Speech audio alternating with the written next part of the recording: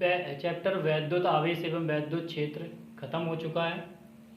NCERT के हिसाब से इसमें दो चैप्टर थे, एक वैद्युत आवेश एवं वैद्युत क्षेत्र तथा गॉस की प्रमेय। तो इन दोनों को एक साथ पढ़ाया है।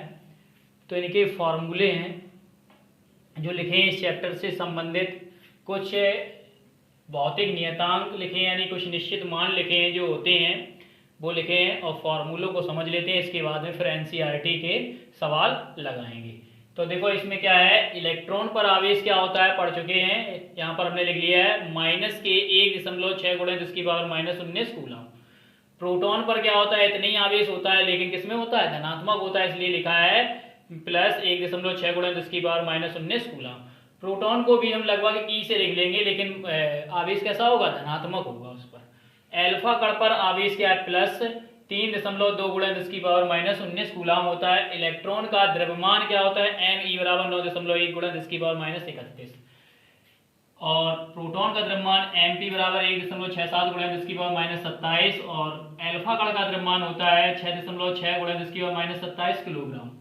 के बराबर 1/4πε0 होता है, ये पढ़ चुके हैं, बराबर 9 गुणे 10⁹ न्यूटन इंटू मीटर स्क्वायर प्रति कूलम स्क्वायर इसका ये मान होता है। एप्सिलॉन नॉट जिसको हम कहते हैं निर्वात की वैद्युशीलता, इसका मान होता है 8.85 गुणे 10⁻⁻12 कूलम स्क्वायर प्रति न्यूटन इंटू मीटर स्क्वायर।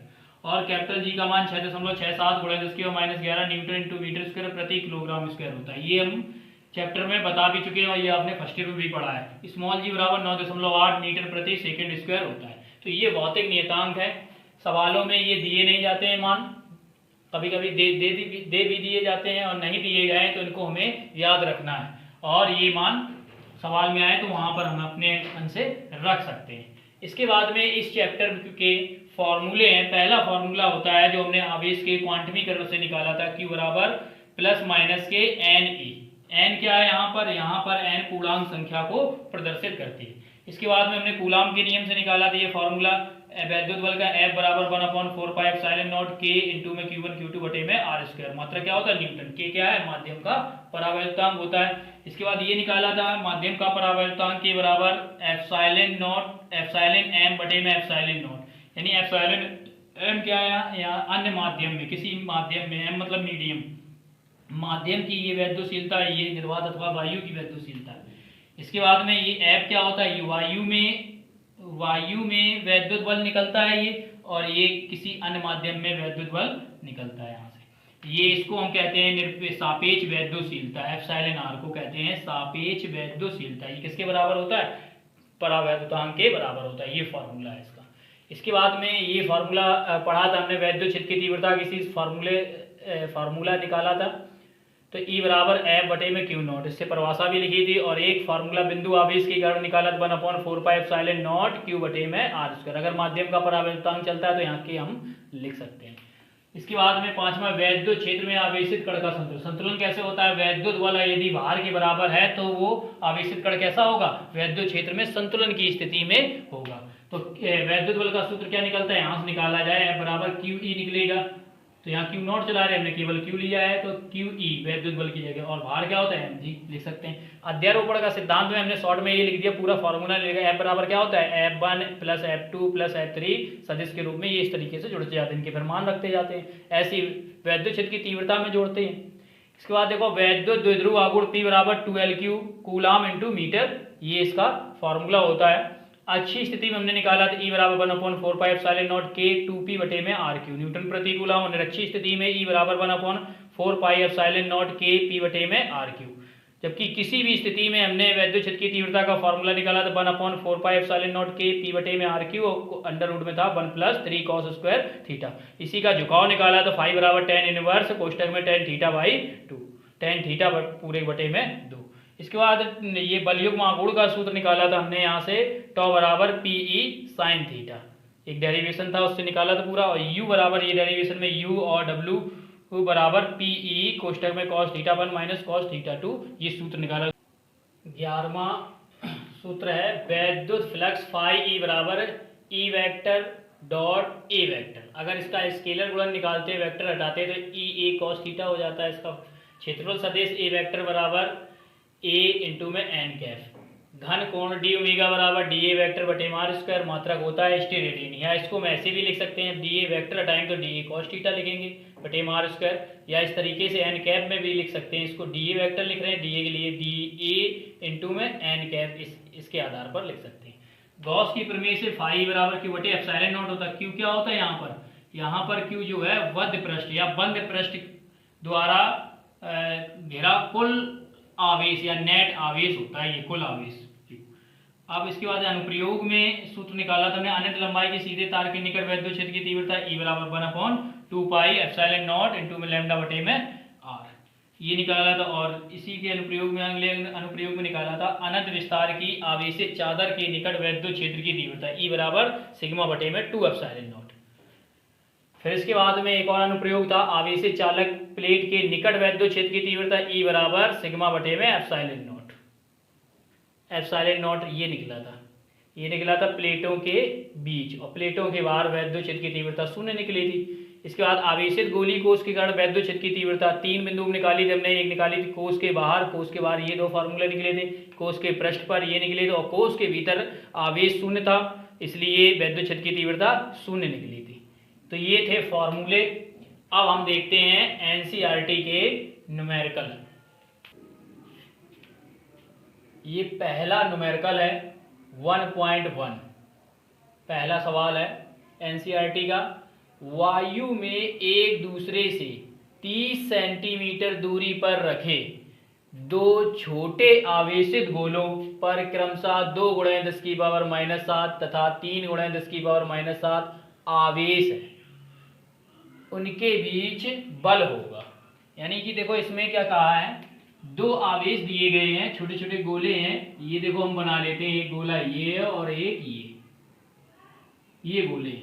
इस पर आवेश दिया गया है गोले पर 2 × 10⁻⁷ कूलम, और इस गोले पर आवेश दिया गया 3 × 10⁻⁷ कूलम। ये आवेश दिए, और इन गोलों के बीच की दूरी दी गई है, ये बीच की दूरी देखो दी गई 30 सेंटीमीटर। तो हम लिख लेते हैं 30 सेंटीमीटर, ये दूरी दी गई है। अब ये आवेश को मान लेते हैं, ये आवेश Q1 है, इसको मान लेते हैं हम Q2 बराबर Q2 आवेश। तो ये दिया। अब इनके बीच लगने वाला बल ज्ञात कीजिए। अगर ये भी पूछ देते कौन सा बल लगेगा, आकर्षण बल लगेगा कि प्रतिकर्षण बल, यानी बल की प्रकृति क्या, तो वो भी बता सकते हैं। दोनों ही धनात्मक आवेश हैं, तो एक दूसरे को कौन सा बल लगाएंगे, इनके बीच लगेगा प्रतिकर्षण बल लगेगा। तो देखो इसको सॉल्व करने के लिए सबसे पहले क्या करते हैं, सवाल सॉल्व करने के लिए सवाल में जो मान दिए जाते हैं उनको नोट करना सीखते हैं। सॉल्यूशन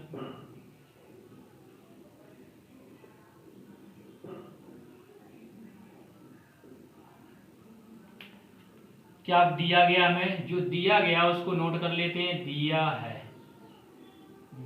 है क्या क्या दिया है हमें यहाँ पर। देखो सबसे पहले क्या दी गई, इनके बीच की दूरी दी गई। दूरी को हम किससे नोट करते थे, R बराबर 30 सेंटीमीटर।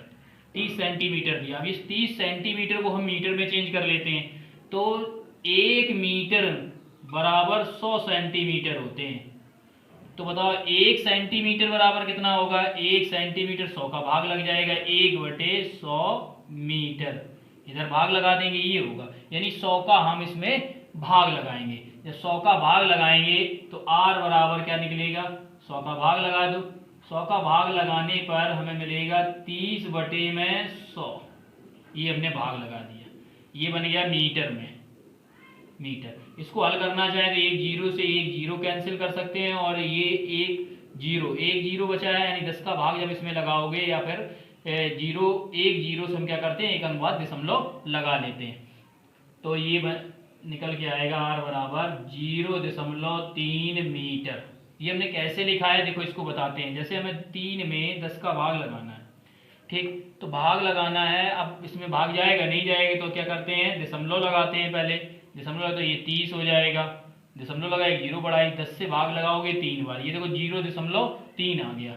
वही हमने सीधे लिख दिया। तो क्या याद रखेंगे कि जितने जीरो होंगे जितने भी जीरो एक पे जितने जीरो होंगे उतने ही अंक बाद पीछे से हम दशमलव लगा दिया करेंगे, जिससे भाग लग जाएगा सीधे। 10, 100, 1000 इनका भाग देना होगा। तो ये मीटर में चेंज हो गया। अब इसके बाद देखो आवेश दिए गए हमें Q1 बराबर 2 गुणे 10 की पावर माइनस 7 कूलाम, और Q2 बराबर दिया है 3 गुणे 10 की पावर माइनस 7 कूलाम। ये मान दिए गए हैं, ये मान दिए हैं। अब दो आवेशों के बीच लगने वाला बल किसने दिया था?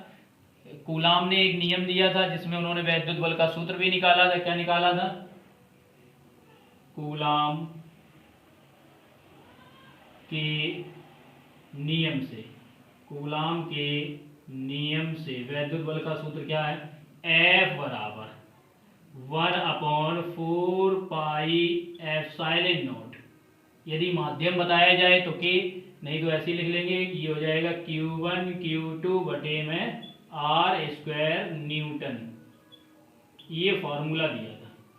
अब यहाँ पर हमें Q1 का मान दिया, Q2 का मान दिया कि R का मान दिया है। 1/4 पाई एप्सिलॉन नॉट का मान जानते ही, 9 गुणे 10 की पावर 9 होता है, तो हम F का मान ज्ञात कर सकते हैं। देखो कैसे निकालेंगे, तो F बराबर इसका मान होता है 9 गुणे 10 की पावर 9 गुणे Q1 का मान हमें दिया है 2 गुणे 10 की पावर माइनस 7, और गुणे Q2 का मान दिया है 3 गुणे 10 की पावर माइनस 7। अब बटे में आ जाते हैं, बटे में R², R का मान कितना निकाला है? 0.3 मीटर है, तो 0.3 का वर्ग लगा है R का, तो ये लिखेंगे। अब देखो इसको हल कर लेते हैं, तो ये हो जाएगा F बराबर, यहाँ देखो इसको हल करेंगे तो ये हो जाएगा 3 दूनी 6, यानी इसको हम ऐसे लिख लेते हैं 9 गुणे 10 की पावर 9 गुणे 3 दूनी 6, ये 6 हो गया गुणे 10 की पावर। अब ये माइनस की 7 और माइनस की 7 जुड़ के कितनी हो जाएंगी? माइनस की 14, ये 14 हो गई। इसके बाद बटे में ये देखो 3 का वर्ग करोगे क्या आएगा? 9 आएगा। अब वर्ग किया हमने कितने अंक बाद दशमलव, जैसे हम इसको लिखते हैं 0.3 गुणे 0.3, तो 3 3 9, क्या अंक बाद दशमलव का? दशमलव बाद एक अंक, दशमलव बाद एक अंक, कुल कितने अंक हो गए? 2 अंक दशमलव बाद। तो पीछे से लगाया जाता है 9 के बाद एक जीरो लगा के हम इस तरीके से लिखेंगे, तो यहाँ पर भी लिख लेते हैं, ये लिख लिया। अब देखो इसको हल करते हैं। इसको हल करने के लिए सबसे पहले क्या करें? इसका दशमलव हम हटाते हैं। दशमलव हटाएंगे तो दशमलव हटाने के बाद दशमलव बाद क्या आएंगे? 1 2, जितने अंक होते हैं उतने जीरो ऊपर हम बढ़ा देते हैं। इसमें बढ़ा सकते हैं, 9 में भी बढ़ा सकते हो। इस 9 से ये 9 कैंसिल हो गया, कैंसिल हो गया, तो F बराबर क्या आ गया निकल के? देखो F बराबर ये हो गया 600 गुणे 10 की पावर, अब माइनस की 14 गुणा, घातें जुड़ती हैं लेकिन ये माइनस की 14 है, ये प्लस की 9, 9 इससे कम होंगी, कितनी बचेंगी? 5 बचेंगी, माइनस की 5 बचेंगी, और ये 1 2 जीरो से 2 पावर कम हो जाएंगी, तो F बराबर निकल के आ जाएगा F बराबर 6 गुणे 10 की पावर माइनस 3 न्यूटन। न्यूटन, ये हो गया आंसर, यानी कि इनके बीच इतना बल लगेगा, है ना। ये हो गया।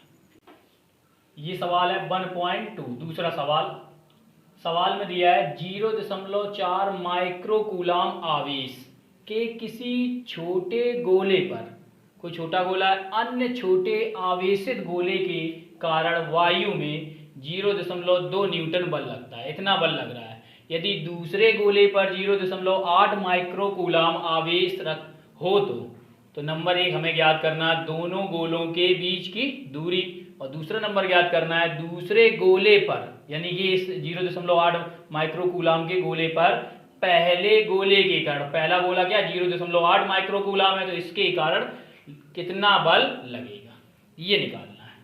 तो देखो इसको हल करने के लिए, इसको हल करते हैं, लिख लेते हैं सॉल्यूशन। सॉल्यूशन, अब इसका हम फिगर बना लेते हैं, जैसे बनाते हैं फिगर। ये दो सूक्ष्म गोले हैं, ठीक है। एक कितना है?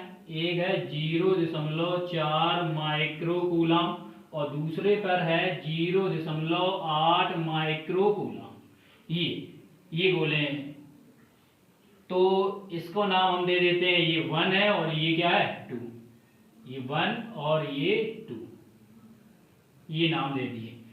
आप पहले क्या बताया है, कितना बल लगा, यानी छोटे गोले पर अन्य छोटे आवेशित गोले के कारण, यानी इस गोले के कारण इस पर बल कितना लग रहा है, 0.2 न्यूटन बल लगता है। किस दिशा में लगेगा बल, ये जब इस पर बल लगाएगा तो इसका बल किस दिशा में लगेगा, लिखा है सीधे सीधे 0.4 माइक्रोकूलाम आवेश के किसी छोटे गोले पर अन्य छोटे आवेशित गोले द्वारा, यानी इस पर कोई जो ये आवेश है इसके द्वारा कारण वायु में 0.2 न्यूटन बल लगता है, 0.2। तो इस पर 0. न्यूटन किस दिशा में लगेगा, इस तरफ लगेगा बल, क्योंकि ये भी धनात्मक आवेश है, ये भी धनात्मक है, तो ये इस पर ये बल लगेगा इस दिशा में, इस दिशा में बल लगेगा, यानी 2 बल किस पे लगा रहा है, 1 पर लगा रहा है, तो इस बल को हम क्या लिखेंगे, 1 2, यानी कि 1 पर 2 द्वारा बल लगाया जा रहा है, ये बल लग रहा है इस दिशा में। अगर ये इस पे लगाता है तो ये इस पर उस दिशा में बल लगेगा, ठीक, ये बल लगता है। तो देखो हमें क्या क्या मान दिए गए, हम उनको नोट कर लेते हैं। पहले हमें आवेश दिया गया है Q1 बराबर, इसको हम Q1 आवेश मानते हैं, तो ये 0.4 माइक्रोकूलम। देखो जब हमने पढ़ाया था तब बताया था कि आवेश, एक कूलम आवेश बहुत बड़ा आवेश होता है, तो सवालों में ज्यादातर माइक्रो, मिली, नैनो, पिको, कूलम करके ऐसे दिए जाएंगे। तो ये देखो माइक्रो दिया गया, तो हाँ वहाँ हमने चेंज करके भी बताया था, जब माइक्रो आ जाए तो कैसे चेंज करेंगे इसको चेंज करने के लिए 0.4 गुणे 10 की पावर, जैसे ही माइक्रो हटाते हैं तो 10 की पावर -6 का गुणा कराते हैं, ये हो गया कूलम। इसके बाद देखो Q2 बराबर हमें दिया है, देखो Q2 बराबर है 0.8 माइक्रोकूलम, इसको चेंज करेंगे तो ये हो जाएगा 0.8 गुणा 10 की पावर -6 कूलम। ये Q1 और Q2 के मान हमने लिख लिए। अब हमें क्या करना है, नंबर 1 में इन दोनों के बीच की दूरी ज्ञात करनी है, इनके बीच की ये दूरी हम मान लेते हैं, बीच की दूरी क्या है, ये r। नंबर 1 में ये हमें ज्ञात करना है, और नंबर 2 में ज्ञात करना है 0.4 माइक्रोकूलम आवेश, इस पर कितना बल लगाएगा ये कहते हैं, यानी दूसरे गोले पर पहले गोले के कारण कितना बल लगेगा, यानी ये इस पर कितना बल लगाएगा, तो ये इस पर इस दिशा में बल लगाएगा, ये लगेगा इस दिशा में, इसको क्या लिखेंगे हम F21, ये बल लगेगा इस पर, ये ज्ञात करना है। तो देखो नंबर 1 हमें ज्ञात करना है स्मॉल r बराबर क्वेश्चन नंबर 1, और नंबर 2 क्या ज्ञात करना, नंबर 1 2 करके नहीं है, ए करके, नंबर ए में ये ज्ञात करना है, और नंबर बी में हमें बल निकालना है, यानी कि F21 का मान निकालना है, इसका मान ये ज्ञात करना है। तो देखो सबसे पहले हम इस r का मान निकालते हैं। जब हमें 2 आवेश दिए जाएं और उनके बीच लगने वाला बल का मान भी दिया जाए तो हम क्या करते हैं, कूलाम के नियम से ज्ञात कर सकते हैं। तो कूलाम के नियम से या वैद्युत बल के सूत्र से क्या होता है, वैद्युत बल का सूत्र F बराबर 1/4 पाई एप्सिलॉन नॉट इंटू में Q1 Q2 बटे में r², और ये न्यूटन। इसकी जगह हम क्या लिखते हैं, 9 गुणा 10 की पावर 9 लिखते हैं। और F का मान हमें क्या दिया गया है, कौन सा बल लग रहा है पहले, F12, तो यहाँ पर हम क्या लिखेंगे F12, ये बल लग रहा है इस दिशा में। तो F12 का मान हमें दिया है, कितना दिया गया, F12 बराबर 0.2 न्यूटन, यानी F12 बराबर दिया, यहाँ लिख लेते हैं हम F12 बराबर 0.2 न्यूटन, ये मान दिया गया। अब रखते हैं, इसी में रखोगे तो ये हो जाएगा, यहाँ पर रखेंगे मान 0.2 बराबर इसका मान 9 गुणे 10 की पावर 9 गुणे Q1 का मान कितना है 0.4 गुणे 10 की पावर -6 गुणे Q2 का मान 0.8 गुणे 10 की पावर -6, ठीक, बटे में r का मान हमें निकालना है, तो r को ऐसे ही रखते हैं r², ये रखा। अब इसको हल करते हैं, r को कैंची गुणा करके इधर ले आते हैं और इसको इधर ले जाते हैं पक्षांतर करने पर, तो इसको इधर लाएंगे तो ये हो जाएगा r² बराबर, इधर देखो हल कर लेते हैं, 8 का गुणा अगर 4 में कराते हैं तो हो जाएगा 8 चौको 32, यानी 9 गुणे और ये हो गया 8 चौको 32। अब 32 हो गया, दशमलव के अंक वहां लगाएंगे, दशमलव के बाद एक अंक दशमलव के बाद 1 अंक, कुल कितने हो गए दशमलव के बाद अंक 2, तो 2 अंक बाद हम पीछे से दशमलव लगाते हैं, तो पीछे से 1 2 गिन के दशमलव लगा देंगे। इसके बाद में गुणा पावर देख लेते हैं कितनी बनेगी। अब ये 6 और 6 माइनस की तो 12 हो गई, और 12 में से 9 प्लस की चलेगी, कितनी बचे हैं माइनस के 3 बचे, 3 बचे, और बटे में क्या आ गया 0.2। अब इस प्रकार कैसे हल करते हैं, दशमलव के बाद नीचे 1 अंक है ऊपर 2 है, तो क्या करते हैं 1 0 बढ़ा लेते हैं अपने अंक से, और ये दशमलव के बाद क्या हो गए 2 अंक हो गए, तो ये दशमलव से ये दशमलव हम यहाँ से ये हटा सकते हैं, हटा दिया। हटाने के बाद में हम इसको काट भी सकते हैं, तो ये हो जाएगा r² बराबर 9 गुणे 32 गुणे 10 की पावर -3 बटे में 20। अब 20 से देखो इसको काटेंगे तो ये 2 से काटेंगे तो ये 10 बार कटेगा, 2 दामन 10, 2 से इसको काटेंगे ये 16 बार कटेगा, ये 16 बार कट गया। यानी कि अब इसको हम ऐसे लिख सकते हैं r² बराबर 16 निम 144, 144 गुणे 10 की पावर -3 है, ये 10 की पावर यहाँ 1 धन की बने, ऊपर जो इकाई हो जाए माइनस की, जब ऊपर जाएगी माइनस की 1 हो जाएगी, और माइनस की 3 पहले से कितनी हो जाएगी माइनस की 4 हो जाएगी। अब इसका वर्गमूल ले लो, जैसे ही वर्गमूल लोगे तो 144 किसका होता है 12 का, तो ये आ गया 12, और 10 की पावर -4 है तो आधी हो जाती है वर्गमूल में, तो पावर हो जाएगी 10 की पावर -2, 10 की पावर -2 मीटर, ये आ गया। यानी इसको हम सेंटीमीटर में अगर चेंज करें तो ये r बराबर हो जाएगा 0.12 सेंटीमीटर, ये हो जाएगा। यानी 10 की पावर -2 का मतलब क्या है, अगर नीचे बटे में ले जाएंगे 10 की पावर 2 धन की हो जाए, हम लिख कैसे सकते हैं 10 की पावर 100, और 100 का जब भाग लगाओगे तो 100 में कितनी जीरो होंगी, जैसे ये 12 लिखा हो, 12 बटे में ये नीचे 100 हो जाएगा, 1 2 जीरो, अभी हमने बताया था पिछले सवाल में 2 जीरो, यानी 2 अंक बाद ऊपर हम क्या करेंगे दशमलव लगा देंगे, ऐसे करके ये आ जाएगा, तो ये आ गया 0.12 सेंटीमीटर, ये r का मान निकल आया, यानी इन आवेशों के बीच की दूरी ज्ञात कर ली। अब इसके बाद में हमें क्या निकालना है, ये बल निकालना है। तो ये देखो हमने कूलाम के नियम का सदिश रूप पढ़ा।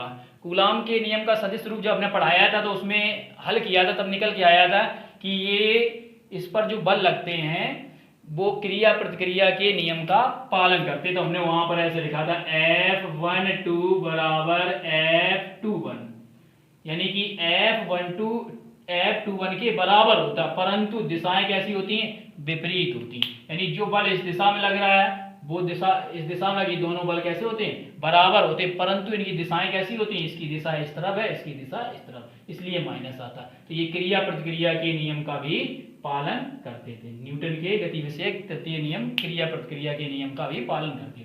तो इस आधार पर क्या हो जाएगा, लिख सकते हैं इसको F21 बराबर क्या हो जाएगा F12 जब देखें यहाँ क्या लगेगा, दिशाएं की विपरीत है तो माइनस, तो ये देखो F21 बराबर मान निकल के आ गया, इसका मान रखेंगे, क्या था इसका मान दिया था हमें 2 न्यूटन, 0.2 न्यूटन, तो 0.2 न्यूटन ही हो जाएगा। ये देखो इसका मान निकल आया, इस तरीके से निकाल लेंगे। तो ये था दूसरा सवाल। ये क्वेश्चन नंबर है तीसरा, यानी 1.3। देखो इस क्वेश्चन में कहा गया है जांच द्वारा सुनिश्चित कीजिए कि ke² बटे में GME इंटू में MP विमाहीन है। भौतिक नियतांकों की सारणी देखकर इस अनुपात का मान ज्ञात कीजिए, और यह अनुपात क्या बताता है ये भी बताना है। तो देखो इसमें जो दिया गया है इसको सॉल्व करने के लिए सॉल्यूशन डाल लेते हैं, और इसको सॉल्व करने पहले तो ये जानते हैं इस सूत्र में जो ये दिया गया है, ये K क्या है, E क्या है, G क्या है, यहाँ पर ME क्या है और MP क्या है। ठीक, तो इसको जानने के लिए पहले समझते हैं। देखो K क्या होता है, K एक नियतांक होता है, जहां पर हमने जब हमने कूलाम का नियम निकलवाया था तो F बराबर एक K आया था, ये K, और लिखा गया था K के बाद में Q1 Q2 बटे में R²। अब याद आया होगा ये K की वैल्यू क्या होती है, के का मान क्या होता है सब कुछ बताया था। के का मान क्या बताया था, के बराबर यहाँ 9 गुणा 10 की पावर 9 मान होता है, और ये न्यूटन इंटू मीटर स्क्वायर और प्रति कूलाम स्क्वायर ये इसका मात्रक होता था, ये बताया था यहाँ पर के। तो वही एक के, तो यहाँ पर हम के का मान लिख लेते हैं। के बराबर हमें क्या दिया जाए, 9 गुणा 10 की पावर 9 ये मान होता है, और मात्रक इसका होता है न्यूटन इंटू मीटर स्क्वायर और प्रति कूलाम स्क्वायर, ये लिख लिया। अब इसके बाद में इसमें देखते हैं ये जी क्या है। जब हमने फर्स्ट ईयर में पढ़ा है गुरुत्वाकर्षण का नियम, जब गुरुत्वाकर्षण का नियम पढ़े थे तो F बराबर क्या होता है, जी m1 m2 बटे में आर स्क्वायर। तो वहां पर ये जी आता, जी क्या था, सार्वत्रिक गुरुत्वाकर्षण नियतांक था। ये इसका मान किसने दिया था, इसका मान दिया था सर हेनरी कैवेंडिश ने दिया था ये। तो इसका मान क्या होता है, जी बराबर 6.67 गुणा 10 की पावर -11। इसका मात्रक क्या होता है, न्यूटन इंटू मीटर स्क्वायर प्रति किलोग्राम स्क्वायर। मात्रक कहाँ से लिख रहे हैं, देखो यहाँ से लिख रहे हैं मात्रक, जी को मात्रक निकाल लो यहीं से। तो ये सामने लिखा है बल, बल का मात्रक न्यूटन, और ये दूरी ये कैसे गुणा कराओगे तो न्यूटन इंटू मीटर स्क्वायर, और ये द्रव्यमान का भाग लगाओगे दोनों का तो बटे में क्या हो जाए, किलोग्राम किलोग्राम किलोग्राम स्क्वायर हो जाए। ऐसे इसको लिखा है, ये मान होते हैं, ये इनके मात्रक होते हैं, ये मान। अब यहां पर ये एम ई और एम पी क्या है, ये एम ई और एम पी क्या है, उससे पहले ई को समझे। ई क्या होता है, ये एक इलेक्ट्रॉन पर आवेश होता है, एक इलेक्ट्रॉन पर आवेश होता है। तो ई बराबर मान होता है 1.6 गुणे 10 की पावर -19 कूलम, ये होता है। इसके बाद में ये एम ई और एम पी क्या है, एम ई मतलब होता है, एम मतलब द्रव्यमान, ई मतलब इलेक्ट्रॉन का, इलेक्ट्रॉन का द्रव्यमान। एक इलेक्ट्रॉन का द्रव्यमान होता है 9.1 गुणे 10 की पावर -31 किलोग्राम, ये होता है। इसके बाद लिखा है एम पी, एम मतलब द्रव्यमान, पी मतलब प्रोटॉन का, और प्रोटॉन का द्रव्यमान होता है 1.67 गुणा 10 की पावर -27 किलोग्राम, ये मान होता है, ये मान होता है। अब पूछा उन्होंने क्या है, पहले तो ये बताना हमें ये विमाहीन है, ये सिद्ध करना है, ये बताने हैं, सुनिश्चित करने हैं विमाहीन है। इसके बाद में हमें इन मानों का प्रयोग करके इसका अनुपात निकालना है मान रख के, फिर बताना है ये अनुपात किसको प्रदर्शित करता है, ये अनुपात क्या बताता है। तो इसके लिए देखो सबसे पहले हम क्या करते हैं, पहले इसको हम निकालने के लिए इनकी विमीय सूत्र लिख लेते हैं, विमीय सूत्र निकाल लेते। तो देखो यहाँ से इसका विमीय सूत्र क्या निकलेगा, यहाँ से देखा जाए इसका विमीय सूत्र क्या निकलेगा, इस फॉर्मूले से, इस फॉर्मूले से निकाला जाए तो के की विमा, के की विमा क्या बनेगी, यहां से विमा निकाल चुके हैं जब पढ़े थे, तो देखो यहां से निकाल भी लेते हैं। इसकी विमा न्यूटन, न्यूटन किसका मात्रक, बल का, बल की विमा होती है ml/-2, ये फर्स्ट ईयर में पढ़ चुके हो। और मीटर स्क्वायर, मीटर स्क्वायर जिसका मात्रक मीटर, उसकी विमा l होती है, स्क्वायर लगा इसलिए 2 लगा दी पावर, बटे में कूलाम स्क्वायर। कूलाम क्या होता है, आवेश की विमा क्या होती है, AT, ये भी बता चुके हैं, AT, स्क्वायर लगा तो स्क्वायर लगा दो। तो देखो क्या निकल के आएगी विमा, यहाँ से निकलेगी m, ऐसे ही रहेगा, m तो और कहीं है नहीं है, l की पावर 2 है, यहाँ पर 1 होगी, जुड़ के कितनी हो जाएगी L3। अब t की पावर कितनी, -2 है, यहाँ पर कितनी होगी, प्लस की 2 ऊपर लगेगी, ये ऊपर जाएगी माइनस की हो जाएगी, यानी t की पावर -4, और a को ऊपर ले जाओ तो a की पावर -2। ये देखो विमीय सूत्र निकल आता है किसका, k का। तो हम लिख लेते हैं यहाँ पर ml3t-4a-2, ये देखो इसकी विमीय सूत्र। इसके बाद में इसकी देखते हैं जी का, जी की विमीय सूत्र क्या होगी, कैपिटल जी बराबर, देखो कैपिटल जी की विमा,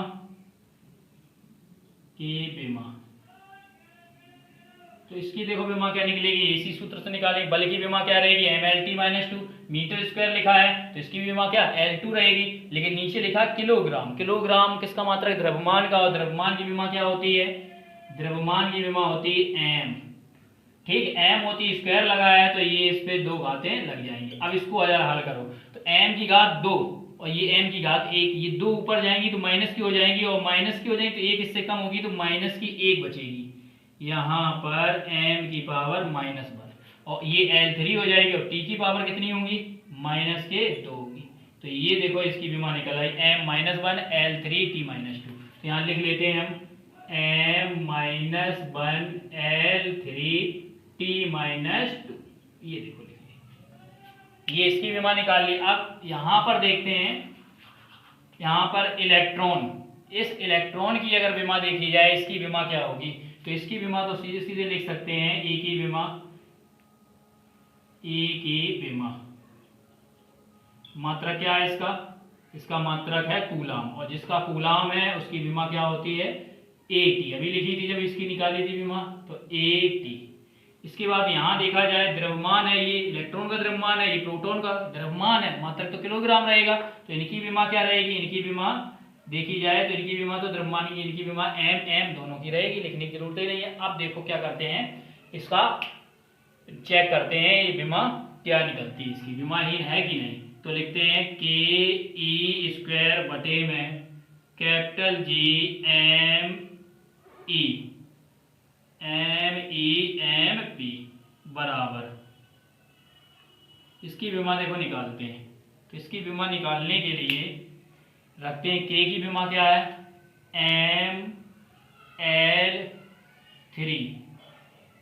ML3 T-4 A-2। ये देखो विमा हमने लिख दी है किसकी, K की। अब E की विमा क्या है, E की विमा लिखी है AT। यहाँ स्क्वायर लगा है तो इस पे भी स्क्वायर लगा देते हैं।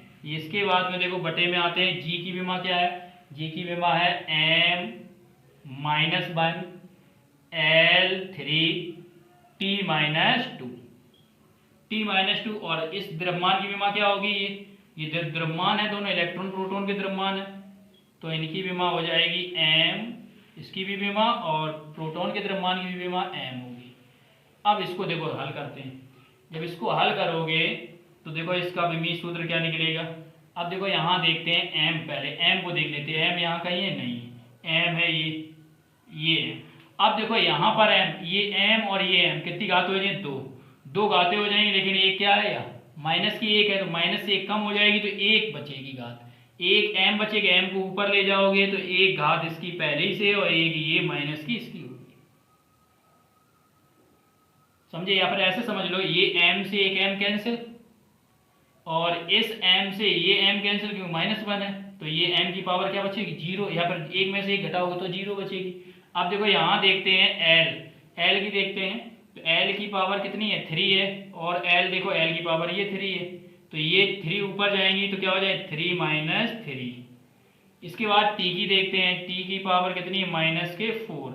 अब देखो यहाँ पर क्या है T की पावर -4 है, ये 2 T की पावर धन की 2, और ये ऊपर जाएंगी, ये माइनस की 2 ऊपर जाएंगी तो ये भी प्लस की हो जाएंगी, यानी कि ये हो जाएंगी प्लस की 4 कैसे, ये माइनस की 2 ऊपर गई प्लस की हो गई, ये प्लस की 2 पहली से तो 4 हो गई।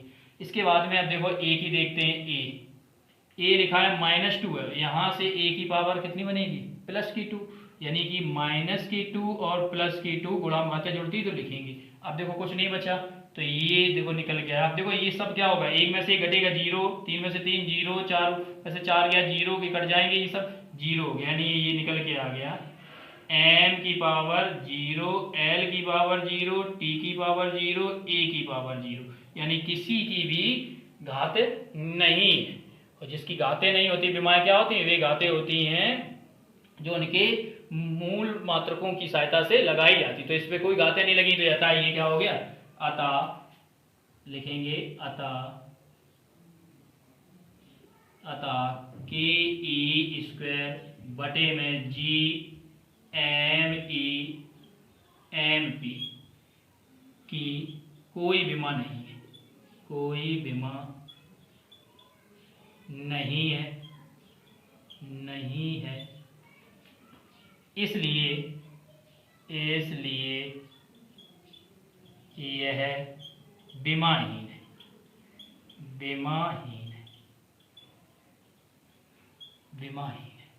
तो ये तो सिद्ध हो गया कि ये विमाहीन है। कैसे विमाहीन है, इसकी विमा नहीं निकली। अब दूसरा क्या बताना है हमें, इनका अनुपात का मान ज्ञात करना टेबल देख के। तो ये हमने मान लिखे लिए हैं, तो इनका अनुपात निकालना है। देखो अनुपात कैसे निकालेंगे, तो इसी में रखना है अनुपात निकालने के लिए कि ई स्क्वायर बटे में capital G M E M P बराबर ये। तो देखो बराबर ये अब इसका मान निकालना है, तो इसी में रखना है मान। रखो के का मान कितना है, के का मान दिया गया 9 गुणे 10 की पावर 9 गुणे ई का मान हमें दिया 1.6 गुणे 10 की पावर -19 वर्ग लगाए तो वर्ग लगा दो बटे में जी का मान दिया गया 6.67 गुणे 10 की पावर -11 गुणे एम ई का मान है 9.1 गुणे 10 की पावर -31।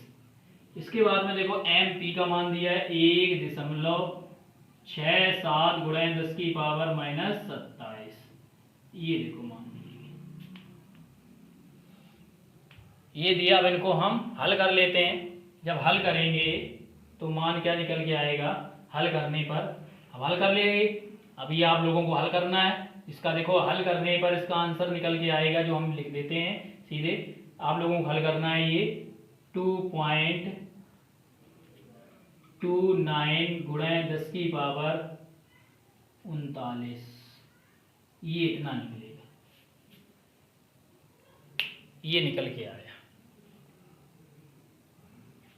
ये मान, यानी इसका अनुपात का मान ज्ञात करना था, तो ये इसके अनुपात का मान निकल आया। अब पूछा गया यह अनुपात क्या बताता है, यह अनुपात। तो यह अनुपात लिख देते हैं, यह अनुपात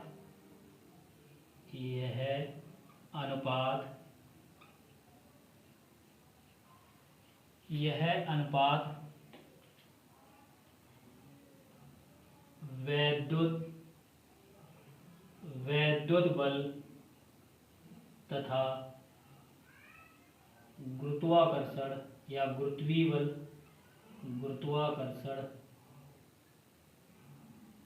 गुरुत्वाकर्षण बल के अनुपात को प्रदर्शित करता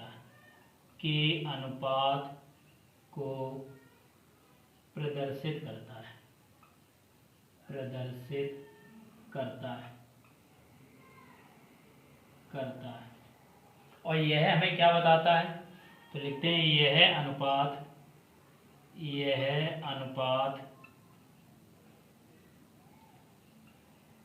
वैद्युत बल, यह अनुपात हमें यह बताता है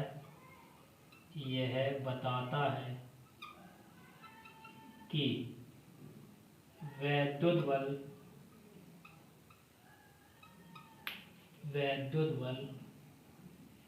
गुरुत्वाकर्षण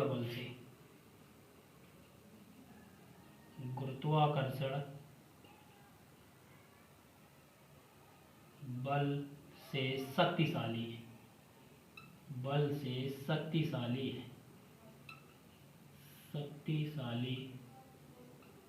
है या शक्तिशाली बल है, ये दिखाता है। अब सोच रहे होगे ये हमने कैसे लिख दिया, वैद्युत बल तथा गुरुत्वाकर्षण बल के अनुपात को प्रदर्शित करता है। यह अनुपात हमें यह बताता है कि वैद्युत बल गुरुत्वाकर्षण बल से शक्तिशाली है या होता है, गुरुत्वाकर्षण बल से शक्तिशाली होता है। ये हमने देखो जब करवाया था, तो मैं यहाँ पर कराया था वैद्युत बल की गुरुत्वाकर्षण बल से तुलना, वहां पर देखो हमने ये निकाल के भी बताया था किस तरीके से निकलता है। देखो एक बार फिर बता देते हैं। देखो वैद्युत बल क्या होता है हमारा, वैद्युत बल एफ ई बराबर हम लिख सकते हैं। एफ ई बराबर क्या लिखते हैं, एफ ई बराबर लिखते हैं 9 गुणे 10 की पावर 9, या 9 की जगह इसकी जगह हम लिख सकते हैं स्मॉल के, और ये लिखते हैं Q1 Q2 बटे में आर स्क्वायर। याद हो बटे में, अब इसी के बटे में अगर हम एफ जी कर दें, एफ जी यानी गुरुत्वाकर्षण बल, तो क्या है गुरुत्वाकर्षण बल लिखेंगे जी m1 m2 बटे में आर स्क्वायर, ये लिखते हैं। ये आर स्क्वायर से आर स्क्वायर कैंसिल। अब यहाँ पर देखो, यहाँ इलेक्ट्रॉन और प्रोटॉन की बात हो रही है, इलेक्ट्रॉन और प्रोटॉन। तो इलेक्ट्रॉन और प्रोटॉन क्या होते हैं, इलेक्ट्रॉन पर बराबर प्रोटॉन पर, दोनों पर 1.6 गुणा 10 की पावर 19 कूलाम आवेश होता है। इलेक्ट्रॉन पर ऋणात्मक होता है, प्रोटॉन पर धनात्मक होता है। इसलिए इसको हम कैसे लिख सकते हैं, ये Q1 Q2 की जगह इसको हम क्या लिखते हैं, E गुणा E लिखते हैं। ठीक, बराबर होता है। तो यहाँ पर क्या लिखते हैं, इलेक्ट्रॉन का द्रव्यमान लेते हैं तो Me और प्रोटॉन का द्रव्यमान लेते हैं तो Mp। अब जरा हल करके देख लो इसको, तो क्या निकल के आ गया, ये Fe बटे में Fg बराबर ये आ गया K E गुणा E स्क्वायर और बटे में ये हो जाएगा G Me तो बताओ अच्छा ये किसका अनुपात निकला है, किसका अनुपात है, Fe बटे Fg, यानी वैद्युत बल और गुरुत्वाकर्षण बल का अनुपात है। तो अच्छा ये किसको प्रदर्शित कर रहा है, इसके बराबर निकला। तो ये किसको प्रदर्शित कर रहा है, ये कर रहा है वैद्युत बल तथा गुरुत्वाकर्षण बल के अनुपात को प्रदर्शित करता है। तो यहीं से अच्छा इसका मान क्या निकल के आया, इसका मान जो हमने निकाला है इसी का मान, तो इसका मान हमारा निकल के आया 2.29 गुणा 10 की पावर माइनस 39 सॉरी प्लस 39। तो इसको हम कैसे लिख सकते हैं, इस Fe बटे में Fg बराबर इसी की जगह हम लिख सकते हैं, इसकी जगह पे क्या लिख सकते हैं, ये इसी का मान निकला है तो लिखेंगे तो 2.29 गुणा 10 की पावर 39 लिख दिया। अब कैंची गुणा कराओगे तो क्या हो जाएगा, Fe बराबर 2.29 गुणा 10 की पावर 39 Fg। मतलब इसका क्या हुआ, यानी कि वैद्युत बल जो हो गया गुरुत्वाकर्षण बल से 2.29 गुणा 10 की पावर 39 गुना अधिक होता है, यानी ज्यादा शक्तिशाली होता है गुरुत्वाकर्षण बल से। तो वही बात यहाँ लिखी है, यह अनुपात हमें यह बताता है कि वैद्युत बल गुरुत्वाकर्षण बल से शक्तिशाली है। तो ये था तीसरा सवाल। चौथा क्वेश्चन है, इसको लिखा है क्वेश्चन नंबर 1.4 में दो पूछे गए हैं। देखो ए में पूछा किसी वस्तु का विद्युत आवेश क्वांटीकृत है, इस प्रकथन से क्या तात्पर्य है। क्वांटीकृत यानी क्वांटमीकरण को हमने पहले ही परिभाषित कर चुके हैं कि क्वांटमीकरण की परिभाषा क्या होती है। तो क्वांटमीकरण की परिभाषा क्या होती है, जो इसमें इलेक्ट्रॉन जो होता है, इलेक्ट्रॉन क्या होता है, एक मूल कण होता है। इलेक्ट्रॉन के बारे में लिखा था, इलेक्ट्रॉन क्या है, एक मूल कण होता है, मूल कण जिसका विभाजन संभव नहीं है। मतलब कि इसको हम चाहें तो 1/2 E कर दें, नहीं लिख सकते हैं, इसका विभाजन संभव नहीं। तो ये एक मूल कण होता है और यह मूल कण है और यह पूर्ण संख्याओं या पूर्णांक संख्याओं के, और यह पूर्णांक संख्याओं के पूर्ण गुणज होता है, पूर्ण गुणज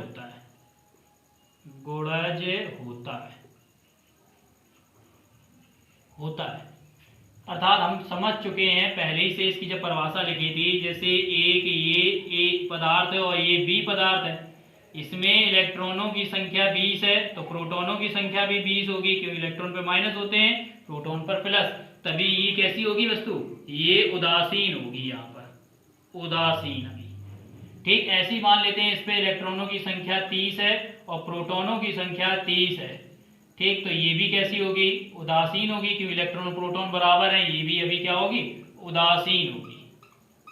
लेकिन जब एक इलेक्ट्रॉन इससे इसमें जाता है, एक इलेक्ट्रॉन जाता है तो यहाँ पर एक इलेक्ट्रॉन की कमी हो जाती है और यहाँ एक इलेक्ट्रॉन की वृद्धि, यानी एक इलेक्ट्रॉन यहाँ से चला गया, कमी हो गई, और एक इलेक्ट्रॉन की यहाँ वृद्धि हो गई। जब दो इलेक्ट्रॉन जाते हैं, एक और इलेक्ट्रॉन चला गया, दो जाते हैं, तो दो इलेक्ट्रॉन की यहाँ कमी होती है और यहाँ पर दो इलेक्ट्रॉन की अधिकता हो जाती है। फिर ऐसे 3 इलेक्ट्रॉन जाते हैं तो यहाँ पर 3 इलेक्ट्रॉन की कमी और यहाँ पर 3 इलेक्ट्रॉन की अधिकता। तो यहाँ पर देख रहे हो क्या हो रहा है, माइनस में ये कम हो रहा है और यहाँ पर प्लस में ये बढ़ रहे हैं। तो इस आधार पर इसका फॉर्मूला Q बराबर निकाला गया था प्लस माइनस NE, ये फॉर्मूला बना था आवेश के क्वांटीकरण से निकाला था। ये N क्या था, जहाँ N क्या था, N एक पूर्णांक संख्या है, जहाँ N पूर्णांक संख्या है, तो ये था। तो इसमें क्या करना है, इसकी परिभाषा ही लिखनी है। ठीक, क्या लिखोगे, परिभाषा लिखेंगे, इलेक्ट्रॉन एक मूल कण होता है, यह पूर्णांक संख्याओं का पूर्ण गुणज होता है, इसका एक निश्चित क्रम में ही विभाजन संभव है, इसका अनिश्चित क्रम में विभाजन संभव नहीं है, संभव नहीं। यह आवेश का या विद्युत आवेश का क्वांटमीकरण कहलाता है या क्वांटमीकरण होता है, क्वांटमीकरण होता है। तो इसका फार्मूला Q बराबर प्लस माइनस NE लिख सकते हैं। N क्या है? यहाँ एक पूर्णांक संख्या है। तो इस तरीके से ये हम लिख क्या समझते हैं इससे, तो ये लिख सकते हैं। अब बी पॉइंट में क्या है, ये A पॉइंट था हमारा A। अब बी पॉइंट के लिए देखो, इसको साफ करते हैं।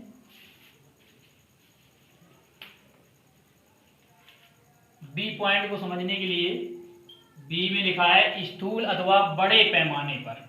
स्थूल अथवा बड़े पैमाने पर मतलब कि पैमाने पर विद्युत आवेशों से व्यवहार करते समय हम विद्युत आवेश के क्वांटमीकरण की उपेक्षा कर सकते हैं।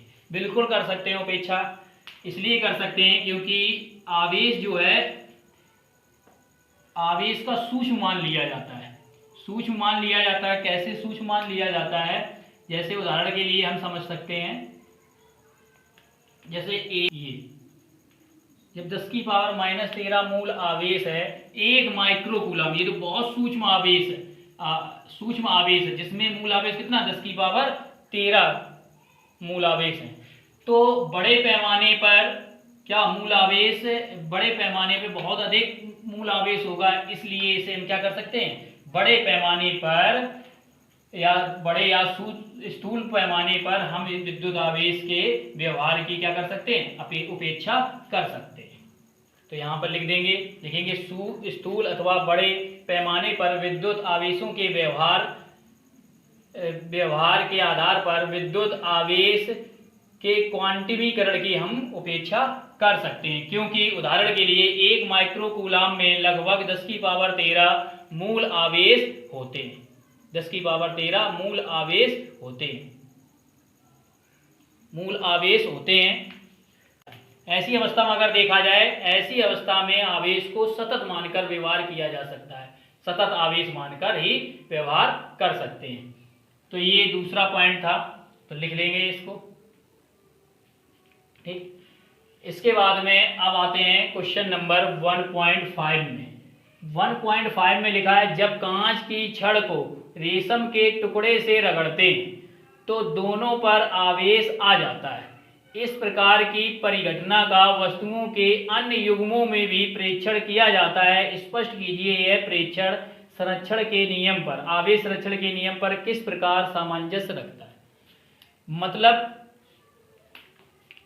जैसे हम जब लिखा, जब कांच की छड़ को रेशम पर, जैसे ये एक कांच की छड़ है, ये एक कांच की छड़ किसकी है, ये कांच की छड़, कांच की छड़ है और ये रेशम का कपड़ा है, ये रेशम का कपड़ा है। अगर इस पर हम रगड़ते हैं, इसको रगड़कर दोनों पर आवेश देखते हैं, तो पहले आवेश देखा जाता है, जैसे ये कांच की छड़ है, इस समय क्या है, ये उदासीन है, उदासीन यानी जितने इस पर धन होंगे उतने क्या होंगे, ऋण होंगे। जितना धन आवेश होगा उतनी ऋण आवेश होगा, तो ये कांच की छड़ उदासीन होगी। ऐसे ये रेशम, ये भी उदासीन होगा,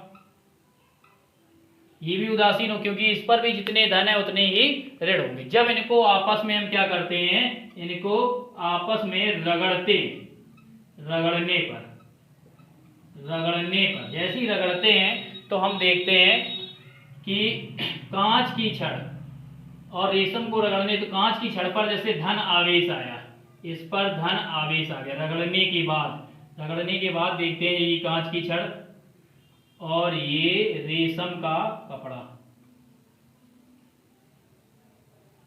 ये रेशम का कपड़ा है। तो देखते हैं कि इस पर धन आया, जितना इस पर धन आता है उतने ही इस पर क्या आता है, इस रेशम के कपड़े पर उतना ही ऋण आ जाता है। 3 3 6 दिखाए हैं, और सॉरी 3 2 5 दिखा लेते हैं, और 5 ये इस पर धन है। यानी कि जितने इस पे धन आएंगे उतनी इस पे ऋण आवेश आएगा रगड़ने पर आता है। ये और अन्य वस्तुओं पर भी लिखा है, अन्य वस्तुओं के युग्मों में प्रेक्षण किया गया, अन्य वस्तुओं पर भी देखा गया ये प्रयोग करके, तो ऐसे ही पाया गया इसी तरीके से बिल्कुल। तो ये इससे क्या है, इससे यह स्पष्ट होता है कि प्रेक्षण आवेश संरक्षण के नियम से किस प्रकार सामंजस्य रखता है, मतलब किस प्रकार ये सामंजस्य रखता है। देखो आवेश संरक्षण का नियम बड़ा है, एकल आवेश को ना तो उत्पन्न किया जा सकता है ना नष्ट किया जा सकता है, बल्कि एक वस्तु से दूसरे वस्तु पर स्थानांतरित किया जा सकता है, ये आवेश संरक्षण का नियम होता है। तो आवेश संरक्षण का नियम से ये सामंजस्य रखता है, ये घटना जो दिखाई जा रही है परिघटना, ये रखती कि नहीं रखती, तो इसको देखो समझते हैं कैसे। देखो सबसे पहले क्या किया हमने, कांच की छड़ को रेशम, एक कांच की छड़ ली, एक रेशम का कपड़ा लिया। जब कांच की छड़ को देखते हैं पहले उदासीन है, इस पर जितने धन है उतनी ऋण है, और रेशम का कपड़ा भी उदासीन है। जब इसको आपस में रगड़ते हैं, रगड़ने पर हम देखते हैं कि जितना कांच की छड़ पर धन आवेश आता है उतना ही रेशम के कपड़े पर भी ऋण आवेश आता है। इससे ये पता चलता है कि इसके बराबर ही, यानी कांच की छड़ के आवेश बराबर ही रेशम के कपड़े पर भी आवेश आता है। इससे ये रहता है कि प्रकृति में जो आवेश है ना तो संतुलन बना रहा, संतुलन बना, यानी इसमें 5 प्लस के आए तो इस पर भी 5 प्लस के आए, यानी ये है जो नियम है आवेश संरक्षण के नियम का पालन करता है। ऐसा नहीं हुआ कि इस पे ज्यादा आवेश उत्पन्न हो गया, इस पे कम हुआ, बराबर रहा, तो इससे ये स्पष्ट हो जाता है ये आवेश संरक्षण के नियम का पालन करता है या सामंजस्य रखता है। तो इसको हम लिख सकते हैं, लिखेंगे कैसे, जब कांच की छड़ को रेशम के टुकड़े से रगड़ते हैं तो दोनों पर आवेश आ जाता है, दोनों पर आवेश आ जाता है। यह क्रिया हम अन्य वस्तुओं पर दोहराते हैं तो उन पर भी आवेश, दोनों वस्तुएं आवेशित होती हैं। लेकिन जब कांच की छड़ और रेशम के कपड़े को रगड़ते हैं तो कांच की छड़ पर जितना आवेश उत्पन्न होता है ठीक उतना ही उसके विपरीत प्रकार का आवेश रेशम के कपड़े पर भी उत्पन्न हो जाता है। इससे यह स्पष्ट हो जाता है कि इस प्रयोग से यह स्पष्ट हो जाता है कि यह घटना जो है परिघटना आवेश संरक्षण के नियम से सामंजस्य रखती है, यानी इस पे प्रकृति में आवेश पर कोई प्रभाव नहीं पड़ता है, जितना इस पर आवेश आता है उतना ही इस पर आता है। इस तरीके से हम इसको लिख सकते हैं।